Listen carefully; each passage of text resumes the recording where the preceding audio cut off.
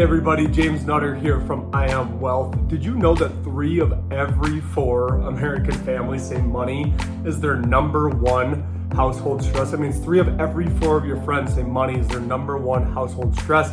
I too have felt it. I imagine you have felt it. Otherwise, you wouldn't be here right now. So that's why we created the I Am Masterclass, a safe space for you to learn with your friends and families how to take control of your money without making critical mistakes. And so thank you so much for being here. And please visit us at iamwealth.com. We offer free financial wellness diagnostics, have a bunch of great resources on there for you. And without further ado, let's jump into the masterclass.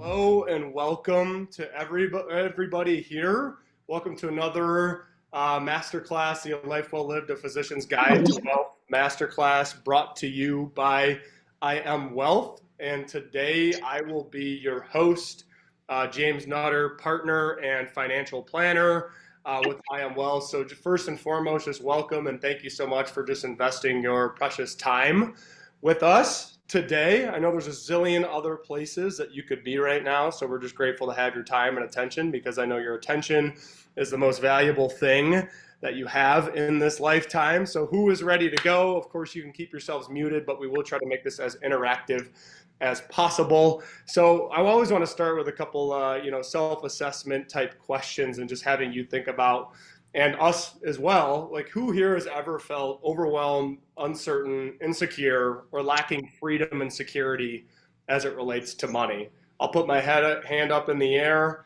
I'm sure Jeff has his hand in the air as well, maybe Matt as well. And I can tell you what, this can create some really real imposter syndrome and some head games when you're a financial advisor and you're not feeling fully secure with your money. And I always joke that just because you are a financial planner doesn't mean you just wake up and have a beautifully crafted portfolio and a bunch of money. So who here has ever felt uncertain submitting their taxes? I'll put my hand back up. Kind of there's those thoughts in your head. Did I do that right? Is my CPA being too aggressive? Am I paying too much? Is my CPA not being aggressive enough? Do I have the right CPA? Can I trust my CPA, right? And just a quick little story of, where I'm coming from. Who here has ever been just high on life, feeling good vibes only, and then all of a sudden maybe you get a letter in the mail from the IRS and it kind of felt like a hand grenade landed in your lap? Yeah, no kidding. Once again, financial planner, I do this for a living. I got a letter in the mail this last September that I owed money from my 2021 taxes because my CPA forgot my self-employment tax. So it's always fun getting something in the mail from the IRS, and just because we do this for a living doesn't mean we're immune to it. And yeah, your heart just kind of like drops immediately when you see that come through. So I don't know if anyone else here can relate with that. And yeah, whose spidey senses have ever been tingling when they're interviewing a CPA or a financial advisor? You just kind of feel like what they're saying, it all sounds good, but maybe they're lying, right? And did you know that not all financial planners are held to the same standard of care as you are as a physician? And yeah, this truly pisses us off too. Before we founded I Am Wealth in 2021, I kind of joked that we were surrounded by some of the wolves of Wall Street, and we lived a little bit of a conflicted life of duality where we wanted to help people in a fiduciary capacity, but we had a sales quota we had to meet. I'm referring to Jeff and myself, the founder of our company. So we decided, and maybe you've dealt with this in the past, whether it's a former employer, maybe before you were 1099, maybe being part of a healthcare system or whatever it might be. So that's exactly why we choose to leave and create a new path for ourselves. And who here has ever laid awake at night just thinking about money, thinking about taxes, like anything? So I should have just kept my hand in the air the whole time, but all I'm saying is you aren't alone in this. I feel it too. Jeff feels it too. Matt, our keynote speaker today, I'm sure he's felt it too. And we all do this for a living, right? So I don't think anyone's immune from feeling insecure and overwhelmed as it relates to money. And I think a huge part of this is, in our society in America, we all keep up with the Joneses. We all compare and contrast our lives with others on Instagram and everything in today's current economy. And we all judge people whether they're getting out of a Porsche or a beat up old car. And yet simultaneously, we don't talk about money as a society, and we don't educate one another about money as a society. 3 of every 4 American families say money is their number one stress. So maybe 75% of people on this call right now, myself included, money could be our number one stress. I'm sure you're very familiar that physician burnout is real year over year, the 42% that report burnout year after year. So that paired with the 75%. And then add to this, I read a study from CNBC that said 54% of people believe that a partner with debt is a reason to consider divorce. So I really thought that was like a little spooky, especially when you factor in, medical school loans and things like that as well. So of course, we're not going into medical school loans. We're not talking about divorce and things like that today, but that's just the reality of the world that we're living in America. So that's why we created the I Am Wealth Masterclass. It's just a safe place for physicians and their family to learn about money, how to make healthy financial decisions as families and live more meaningful lives in doing so. So we understand that you all live and lead busy lives, right? So we're going to try to do our best to give you the information in less than an hour and let you get the heck out of here. So, and a little bit about us, I Am Wealth.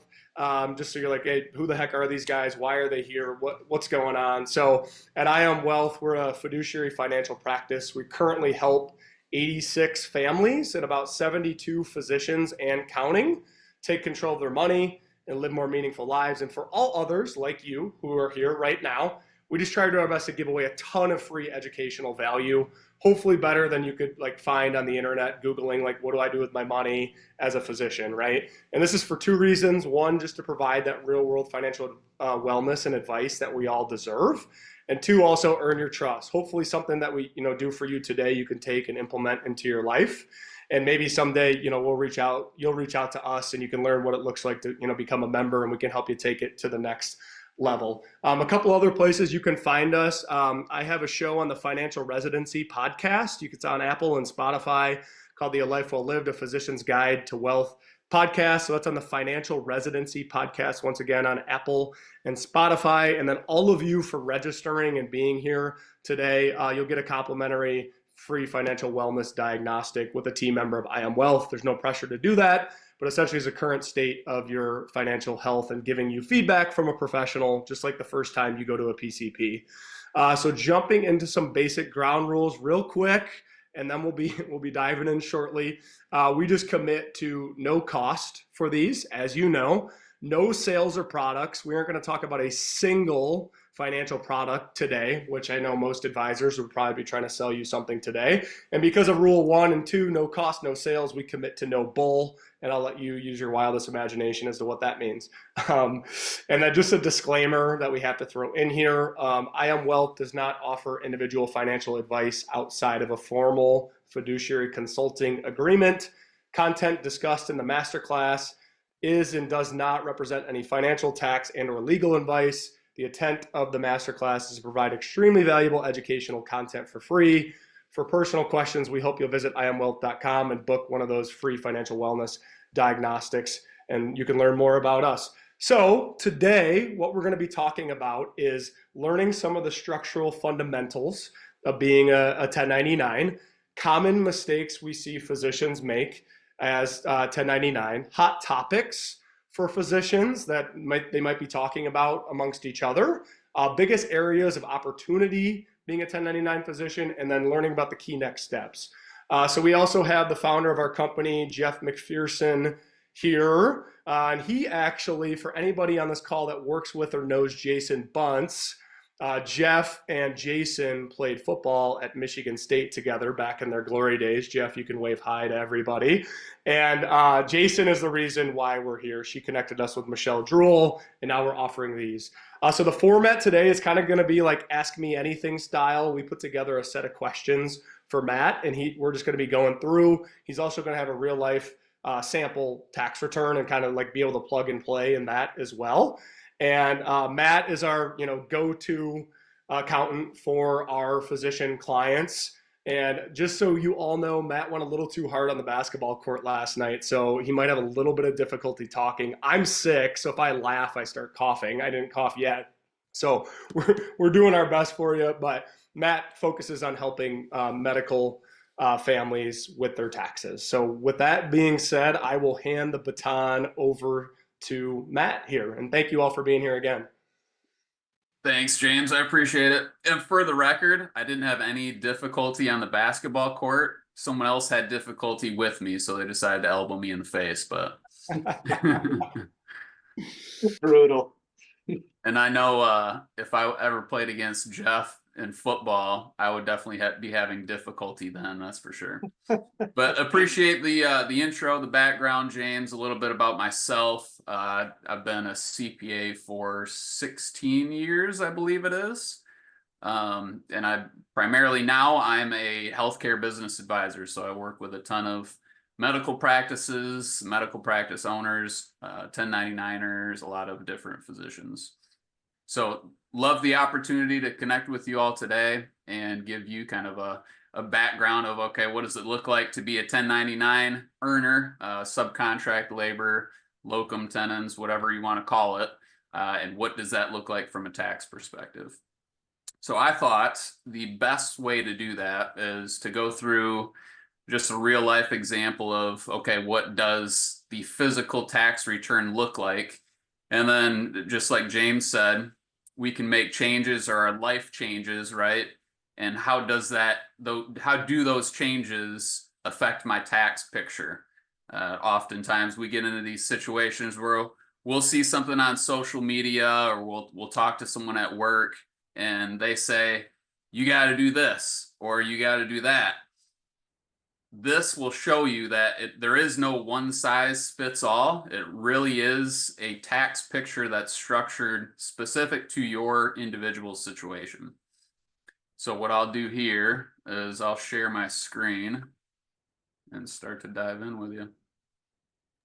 Sounds good. And then Matt, yeah, I think another thing too that maybe could be a good place to start. And I know we're gonna work in. Can you hear me right now? I feel like Yeah. okay. So I just wanted to make sure I wasn't muted. So I know some of the questions that we're gonna ask, we'll be able to answer them within the context of how it actually works in the real world in this tax return environment. But one kind of simple question as far as structural fundamentals, maybe that could be a good place to start. And even just for those of you who are on here or for listeners that are thinking about, am I structured correctly? Is my entity structured? How am I receiving money and paying myself and all of that jazz? Here's a simple question. How should an independent contractor physician determine the right way to structure their business, whether it's LLC, S Corp, etc.? I thought you said it was a simple question, Jeff. So the direct answer to that is it depends. And it really depends on your individual situation and not just your situation as an earner, but also your family situation. If you happen to be married and your spouse is an income earner as well, that affects your tax situation. So naturally, and probably the best starting point for any 1099 earner is to organize your own LLC. And I think 99% of attorneys would agree with that. It provides you with the liability protection there and also provides you with a ton of flexibility on the tax side. And of course, this is not legal advice at all, but that is a great starting point. And then expanding from there, based on your individual situation, you can then take a detour to the right, a detour to the left, and become an S corporation is one commonly used planning technique. And I'll get into exactly why, but let's just say hypothetically here, and assuming you guys can see that well, the screen. Yes. Okay, perfect. So let's just say hypothetically, we'll just go through some different scenarios. We'll bounce some different things off each other and calculate, okay, what does the tax look like? So we're starting out here, and let's say me as a 1099 subcontractor, let's say we start out making 300 grand a year. This 300 grand a year, you see me scrolling down here, so that's our total collections year one on a 1099 basis. And let's just say, hypothetically, for all intents and purposes, we're ignoring the expenses for now. So we're saying 300K is our net income. And that 300K, I'm scrolling down here to this section called qualified business income. I'll teach you a little bit more about what that means too. And there's two different differentiating factors or choices here. One says qualified and one says specified service. As a physician, you are a specified service, and you'll find with a lot of different things, the IRS tries to cut out specified service providers and give them a separate set of rules, right? And these are most of the time detrimental to the high net worth owners. So the IRS always has their hand out, so to speak. So if we have that 300K of income, and I rerun the return here, set it up as specified service. Let's see what our total tax picture looks like. So we're looking at total income here of 300, and our total tax ends up being 64,545.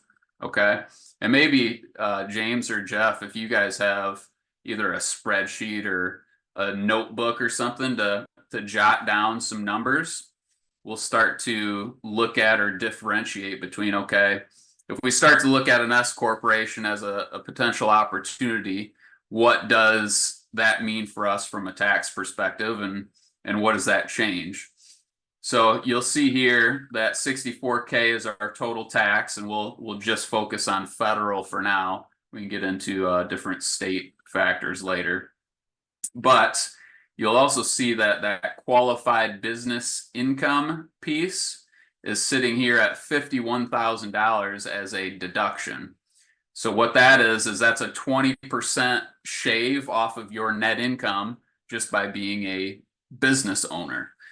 If this 300 grand was paid via a W-2 compensation, this 51 grand would not exist. But as a W-2 employee, you get the benefit of not having to pay for both sides of Social Security and Medicare. So those Social Security and Medicare, let's see if we can pull that number up here. Social Security and Medicare here is $27,899. So a good chunk of our total tax due of about 65 grand is the Social Security and Medicare portion. Now let's just say hypothetically we have someone that's advising us to say, okay, we want to switch to an S corporation to avoid what we like to say is avoid some of those payroll taxes. If we're able to take a W-2, we can start to take S corporation shareholder distributions that are free from payroll taxes. So let's say hypothetically we remove this 300 grand here. Required field not entered. That's never a good sign.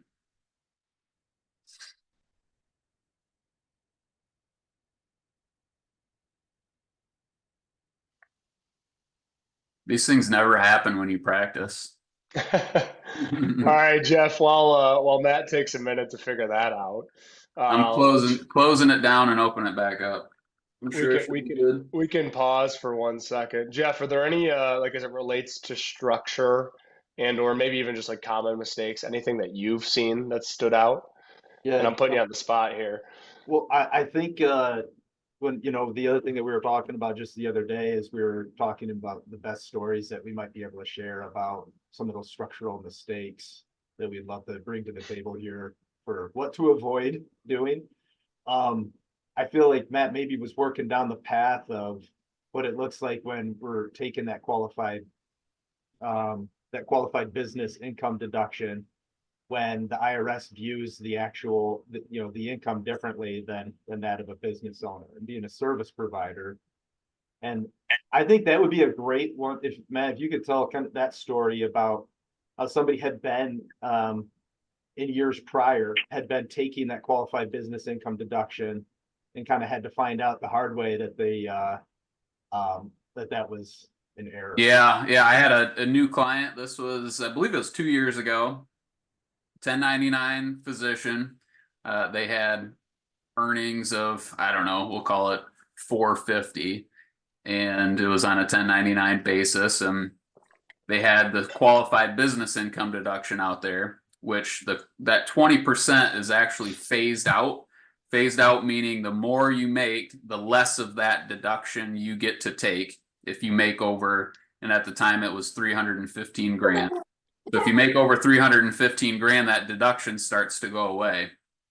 And this individual, their income was well over 315 and their CPA had still taken that deduction. It ended up being a $16,000 mistake that was made on the tax return. Of course, the client or the physician didn't have a clue. They're just like, oh, well, I hired a professional to prepare my tax return, right? I would expect it to be done appropriately. Well, that specified service qualification or classification, I should say, is an important factor. So I finally got this system to work. Was that a good description of the story, Jeff? Yeah, and I think, if I'm understanding you correctly, they were taking that first of all, should not have been taking the deduction, but even while they did, they took the 20% of the full amount, even though it was over the phase out. Exactly. Yep. Yeah, so it's like a double whammy of a mistake there. Yeah. Exactly. So what happened? What happened there? What was the outcome for Yeah, so at that rectifying point, what I always offer my clients is I say, technically what you should be doing is we should amend your tax return and, pay the 16 grand with interest back to the IRS. And I always leave it up to the client. The client at that point did not want to amend it. So they're choosing to cross their fingers and wait for the sands of time to take it away. And hopefully the statute of limitations, which is 5 years, goes away before the IRS potentially knocks on the door. That's an interesting nugget in itself. 5 years. So they, we got 2 more years to hold their breath, eh? They got a couple more years. Yep. All right. So we're back in the game on this live tax return here. And I don't know if you guys happen to jot down that total tax number from the last one. It was about 65K, 65 or I think the 66. number, I think it was like 51,670, but maybe that was a different number. That might not have been. 64,545.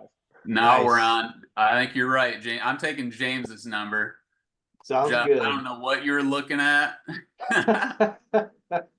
Wishful Right. thinking. I thought it was a smaller number. No, you're good. So if we look at, okay, what does it look like if I'm an S corporation based off of $300,000 of income, right? This S corporation is almost the same as the 1099, except for you can take distributions out of it that are free from payroll taxes, okay? But this W-2 earnings still has payroll taxes. The key difference in this situation is you're moving the 150 grand that's now W-2 wages from a bucket that qualified for the qualified business income deduction. So all 300 grand qualified in that first example, right? For that 20% deduction. And now, since we're taking 150 of a compensation, because as an S corporation, you are required to take a salary, we're lowering that qualified business income deduction by 150. You'll see here in my top right corner that says, oh, well, our tax went down though, didn't it, Matt? We're only at $46,706 now. Well, technically we have Social Security and Medicare here. So if you add both of those up, James, 9,300 and 2,100, we'll call it 11,400. So 11,400. Now times that by 2, because you also, as your employer, you're your own employer. We have to pay the employee and the employer side of that. 22,800. So 22,800 added on to 46,706. 69,500-ish. 69,000 sounds like a bigger number or more tax paid than the first situation, right? Where we were all 1099. Correct.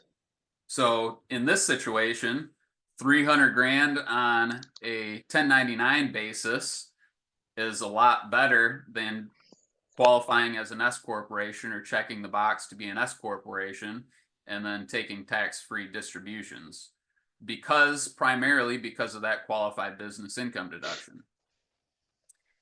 But so let's say hypothetically, let's go back to our 1099 situation with 300, right?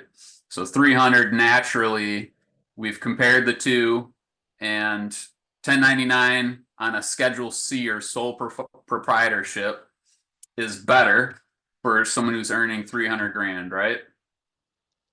Is that the conclusion we just made? Correct. Yes. Yep. Okay. So we're going to go back here. We're going to remove the S corporation, remove the wages that we paid through the S corporation. And you also have to consider when you make that switch to an S corporation, that's triggering an additional tax return. So now we don't have to just file a 1040, but now we have to file an 1120S, which is an S corp tax return in addition to the 1040. And we also have to add payroll. So now all of a sudden we have payroll costs in addition to the compliance costs of preparing the tax return. So let's just say hypothetically, in total, that's $5 grand for the year. Add that on top of the total tax difference, and your tax advantage needs to be at least $5 grand to go through the administrative burden of adding all those things. All right, so we're back here at 300K.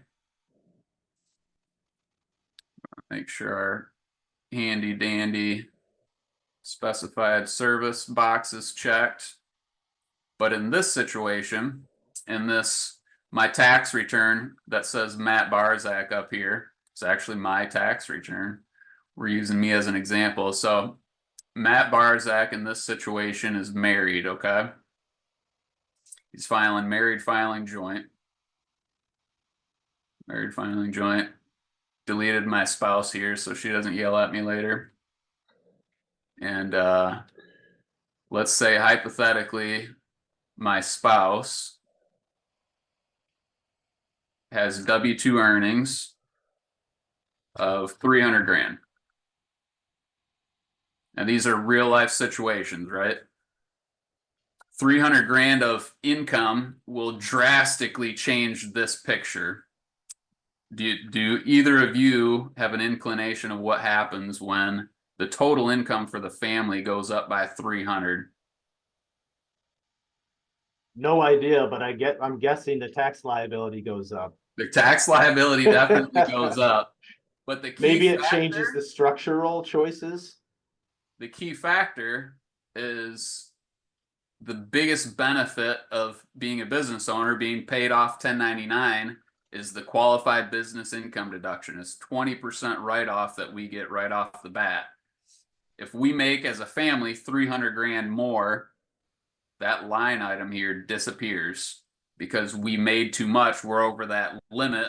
The IRS says we're only allowed to make up to 415 grand a year while still qualifying for this.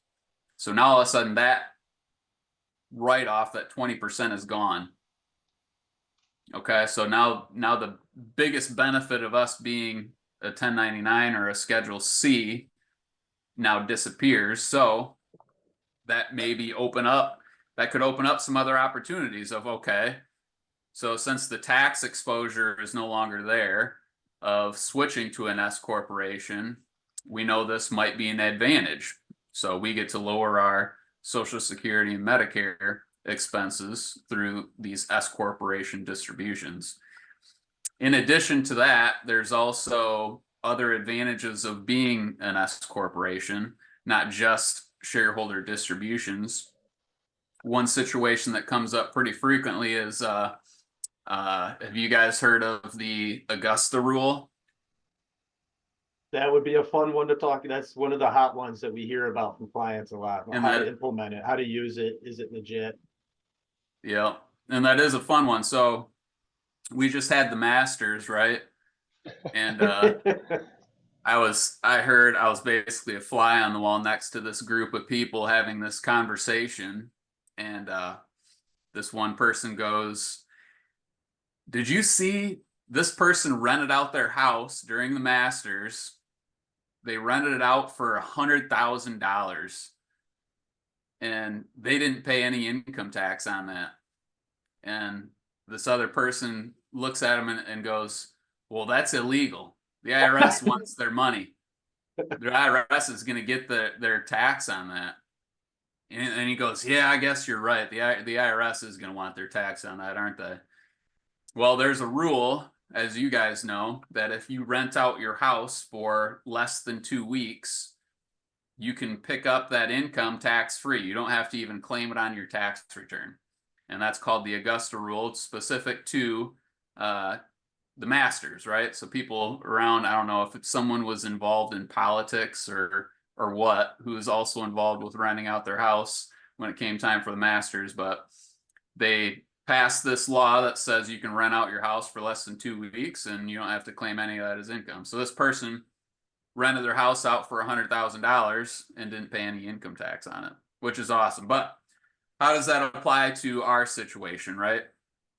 As a 1099 individual, and let's just say hypothetically, I'm claiming all my income as a Schedule C, meaning I do not have an S corporation. I am not eligible to pay rent and not pick it up as income on my tax return, pay rent to myself. So the theory here is, okay, hypothetically, I have a business meeting at my house, right? And such physician that I have a referral relationship with, I have them over for dinner. We talk business. I pay rent from my business to myself individually, and then I don't claim that as income. As a Schedule C individual, we can't do that because the IRS says we're a related party, right? So this opportunity would only be there if we were an S corporation. So switching to an S corporation, that opens up the opportunity to then rent out our house for, it could be employee events. You have Jeff and James over to have a financial conversation around your business, your CPA, attorney. There's a lot of different reasons to rent out your house, right? As long as it's less than 14 days, you can not claim that as income. But again, it has to be through an S corporation as opposed to a Schedule C. But there's also these factors go both ways, right? So like I said, it's each individual person's situation that really dictates what's best for them. Another example of why that is let's say, here's another hot topic, Jeff and James, is family compensation, right? Mm. Phenomenal Definitely. opportunity to reduce your taxable income. As a 1099 subcontractor, we can actually pay our kids through our business, and our kids, number one, they're not subject to Social Security and Medicare as long as they're under, I believe it's 18 years old. It might be 16, but as long as they're under a certain age limit, they don't have to pay Social Security and Medicare. And as long as they make under $12,000 a year, they also don't have to pay income tax on that. So all of a sudden you have tax-free income to the kid. They can take that earned income and they can fund a Roth account, for example, because you need earned income in order to be able to fund a retirement account. And all of a sudden they have a tax-free retirement account. They never paid tax on the income to begin with. You deducted it as a business, and now it's growing tax-free as well. Perfect example. But if we were an S corporation, you can still do all those same things except for one difference. And the one difference being your kids are no longer exempt from Social Security and Medicare as an S corporation. So it's just one of these differences between S corp and 1099 or S corp and sole proprietorship that you have to balance when you're making those decisions. Can we take a brief time out for a kind of a real world story on that type of opportunity? Yeah. I think just to really hammer that one home, because clients and just people out there find that one to be really good. So as an example, we have clients that every year, one of the things that they're excited about is saving money for the benefit of their children down the road. So whether it's college planning, or setting them up with retirement accounts, setting them up to, pay for weddings or down payments on homes or whatever it may be for their children. Let's just pretend, for a family that may be saving $10,000 a year into a college savings account for each of their two kids. So that's $20,000 a year that they're putting away into, let's just call it a 529 account. Awesome thing to do.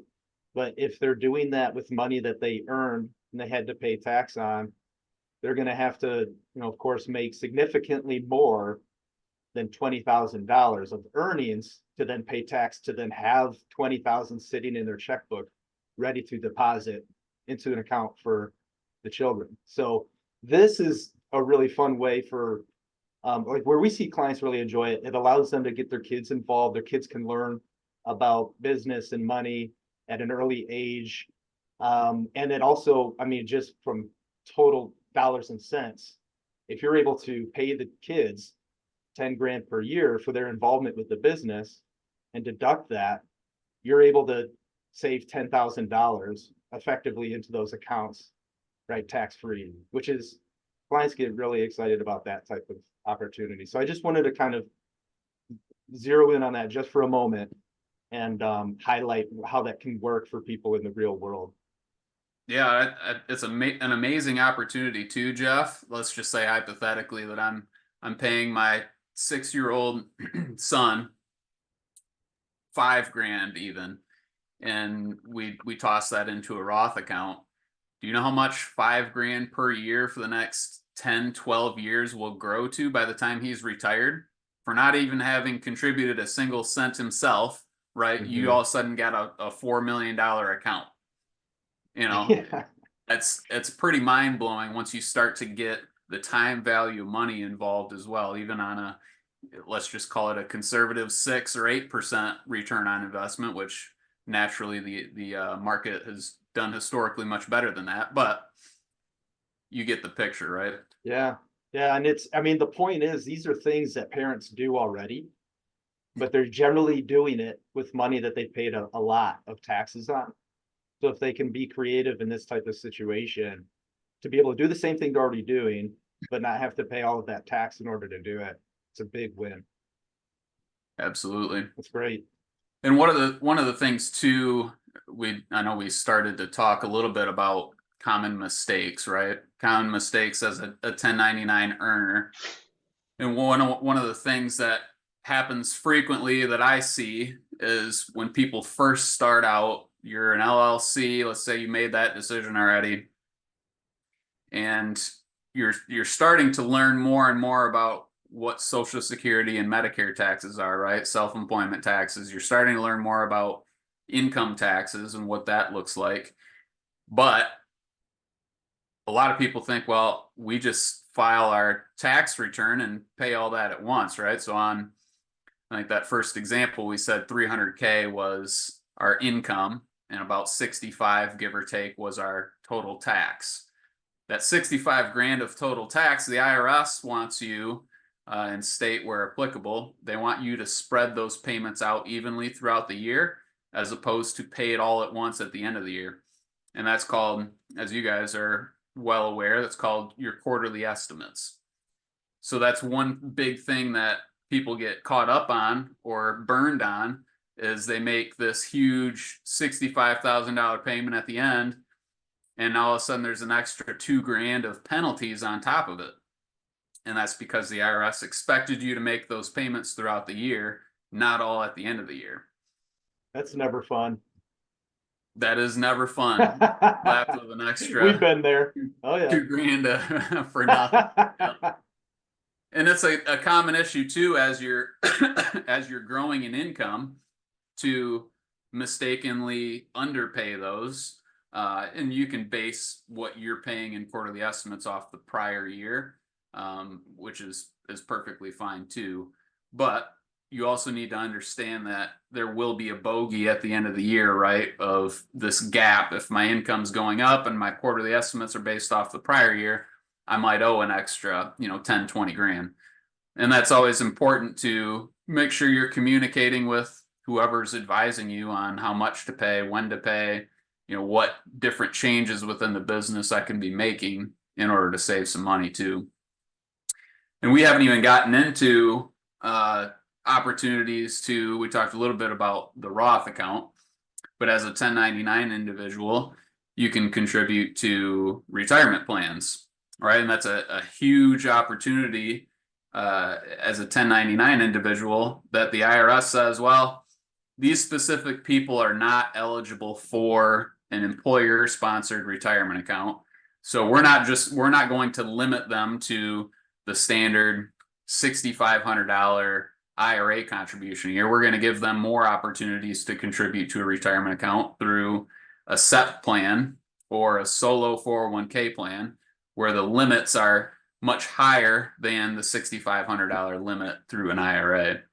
And those limits are, typically based off of your Schedule C income or your 1099 income, roughly 20-25% of what that is. I know we've taken advantage of that on quite a few different taxpayers, Jeff and James, to limit their tax liability too. Yeah, and I think one thing that could be kind of fun, just real briefly, is I can just kind of talk about the difference that we would see materially between the SEP IRA and the solo K. Maybe most people that are listening to this already know which one works best for them, but let's just say it comes down to what the net income picture is. And maybe some people here listening, exclusively all of your income is 1099, but there might be some folks that have a little bit of both, maybe some W-2, and there's also a chunk of 1099, and you're looking to create a shelter for some of that, the self-employed earnings. But if we were to just look at a real cool little calculator, we can demonstrate why sometimes people would lean more towards a solo K versus a SEP IRA. Won't get too much into the weeds, but let's say we have a sole prop individual who's age 40, and we're looking at tax year of 2024, and maybe the net income ends up being, after all of the expenses and whatnot, ends up being 200,000. We calculate that, we can see that a SEP will allow you to put away 37,000, whereas a solo K will allow 60. So a significant difference between those two. But if we change the numbers to that net income that we were just referring to of 300,000, we're going to see that gap narrow quite a bit. So at a certain point, that's another one of those individual situations where it's just kind of do some scenario testing. But it's pretty common. I mean, we have some clients that we work with Matt, who have a variety of different income sources. And maybe they have a slightly smaller amount of 1099, but they have a lot of W-2. So if they're able to capture or keep more of their 1099 earnings in the form of using the solo K, because maybe they have 100 to 150 of 1099 income, it's just a great way to be able to do more, while the SEP kind of limits your ability to put away the larger chunks until your income continues to grow. So it was just some cool things to think about between those two different types of plans. Yeah, and again, it goes back to what makes the difference is your individual situation, right? And being in constant communication with your professional service providers to help you weed through a lot of these different things. I know we mentioned a few things already, but some of the other hot topics that come up frequently that I have clients asking me about, and vehicles being one of them. Does it make sense to depreciate my vehicle or add my vehicle to the practice? And of course, the answer is going to be, it depends, right? But so in order to decide if you're going to add a vehicle to your practice, I think you first need to understand the commuting rules when it comes to the IRS.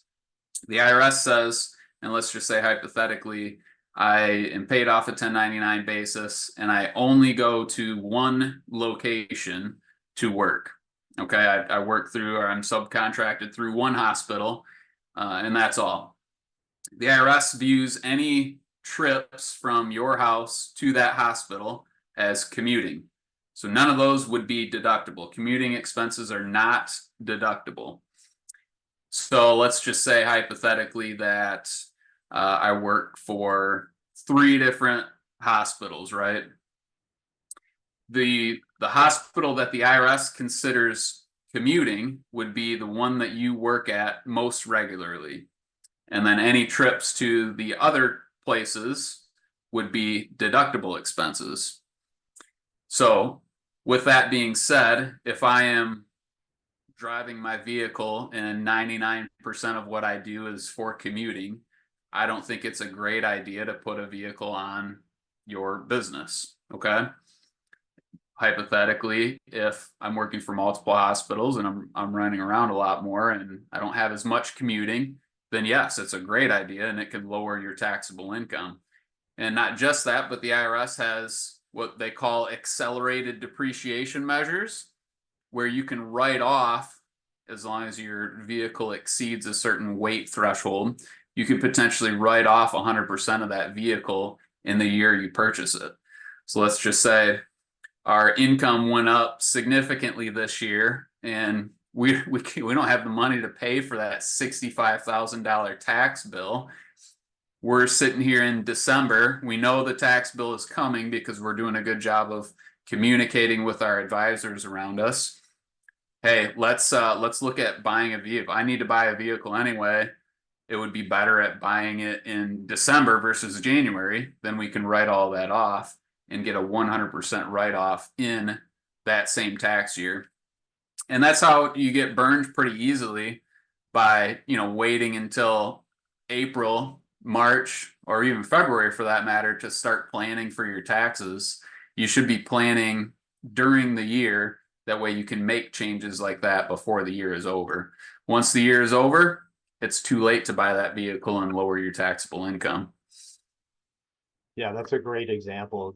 Some more strategic, just creating business expenses that you already know are going to come down the line at some point. So keeping a close eye, maybe you can speak to this too, Matt, of what's a good cadence or just normal rhythm throughout any given year. How often do people need to be looking at their financials for that, just to know, okay, here's where we're pacing. We knew what our quarterly estimates were, but maybe our income's different than it was last year. Maybe higher, lower, the same, but how often should we look at the numbers so that we can be making decisions like that comfortably, and so that we're not rushing those decisions in the month of December and or missing the decision altogether? Yeah, I would say at the bare minimum, at least in October, November, in addition to obviously during tax time. That, like I said, is the bare minimum. If there's significant changes going on throughout the tax year, and that change happens in June, right? It's better to plan accordingly and plan for those changes when that happens. Divorce or adding W-2 income, switching where you're working, whether I'm working specifically just in Florida and adding Georgia, for example. Those 2 states obviously have much different income tax pictures. And how does my situation change when it comes to that? One great example of planning ahead is one of my clients he actually does a ton of telehealth stuff where I think he's a neurologist, and he's reading scans and doing all this stuff at his home office, but he's also working through hospitals and physically going there, right?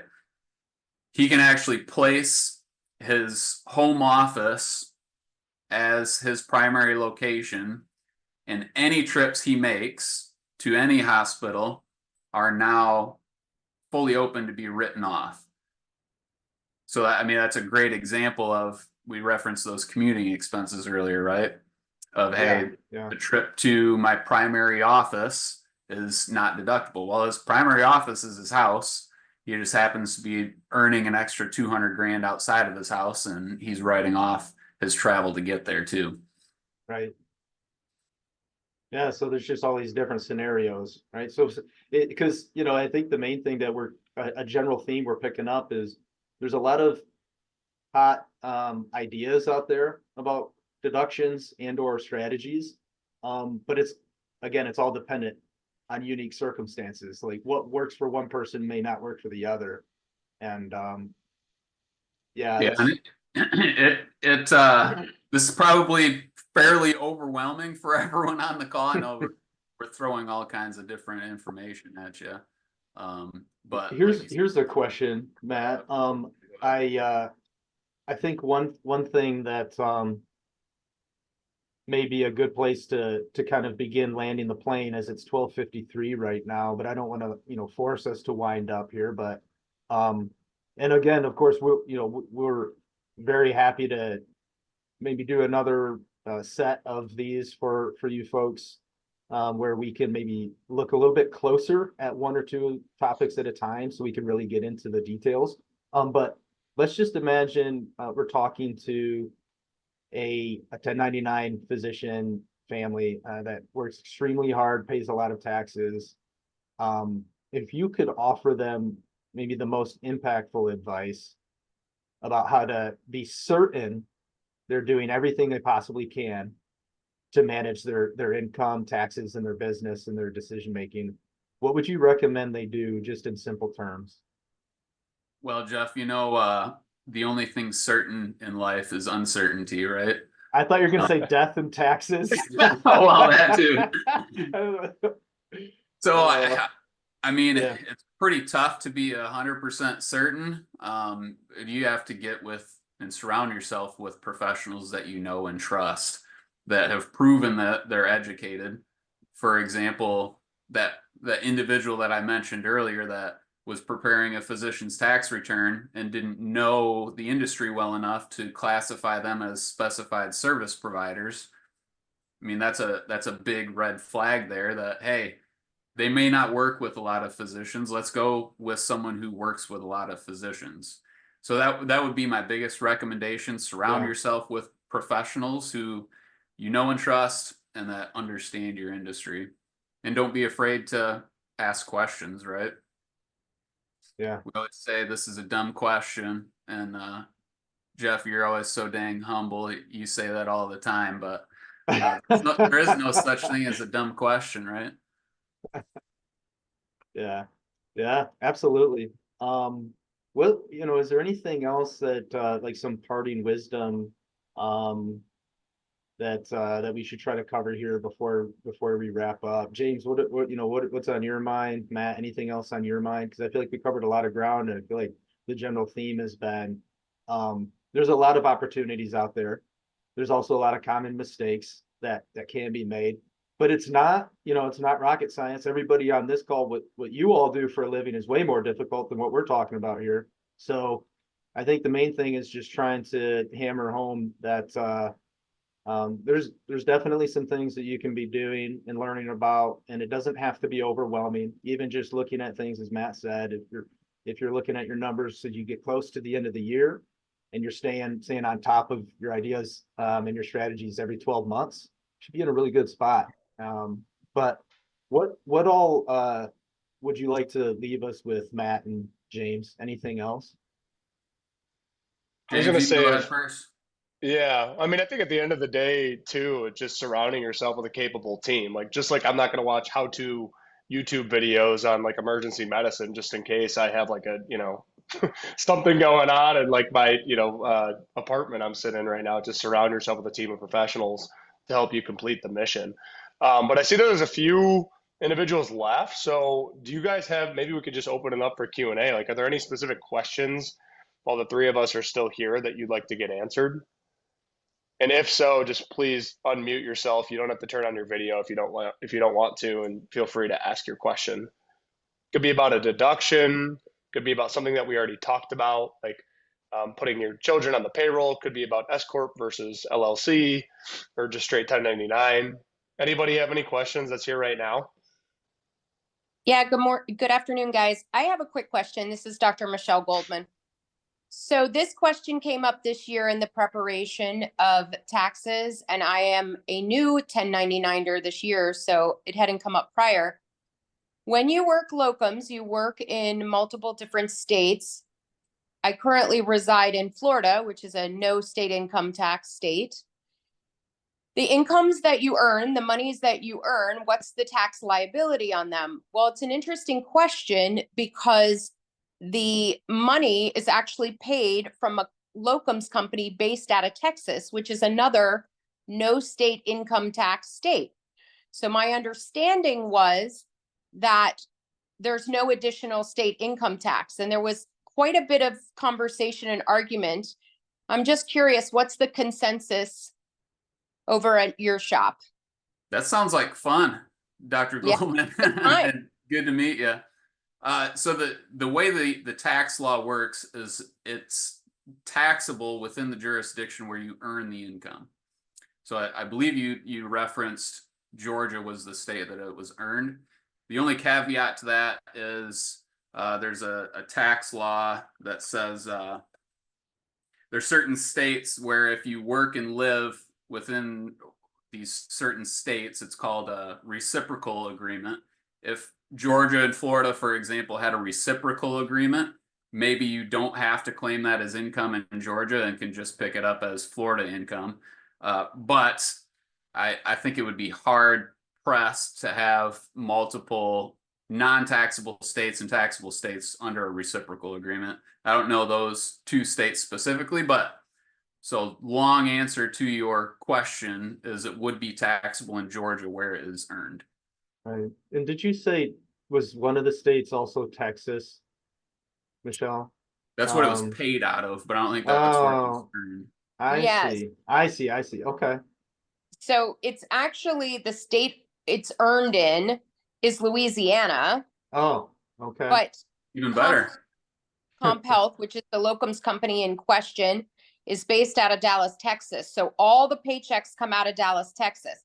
And interestingly enough, when I looked up the Louisiana state income tax rule, it said if the money is earned and paid by an entity in Louisiana, well, by that technical, if you're taking it at its, at its word, right? Yeah. Then it's not. It's actually not. It is earned, but it does not meet the and paid by. Yeah, it says and, not and or, right? Correct. Yeah. Yeah, my initial response to that would be the company is physically located in Louisiana, regardless of where, their main headquarters is. But so at first blush, and of course each state has their own separate rules, but at first blush, I would say it would be taxable in the state earned. But that's why it's also important for professional providers like me to have a state and local income tax department where when crazy stuff like that happens, I just ping someone in another office and say, hey, we have this interesting question. What's the answer? And we have a team of individuals that all they do is state tax stuff. So it's easy for them to answer. But my initial inclination is that would be taxable in Louisiana in that case. Not saying that's the right answer, but. Great question though. Thank you. That was an interesting one. Definitely. Yeah, thank you for asking, Michelle. And I know I didn't say this earlier. I know Matt said, he would easily do a free consultation too for anybody on here that will more thoroughly address your unique circumstance and situation as well. So definitely would encourage anybody to take advantage of that too. Thank you for asking that, Michelle. Does anyone else have any more? I know we're a little past the top of the hour. I'm good to hang out for probably like another 5 minutes or so. Matt, if you got to run, we can cut it off. I have a 1:30, I believe, okay. But nothing till then. Okay. Yeah. Any other questions just about individual circumstances?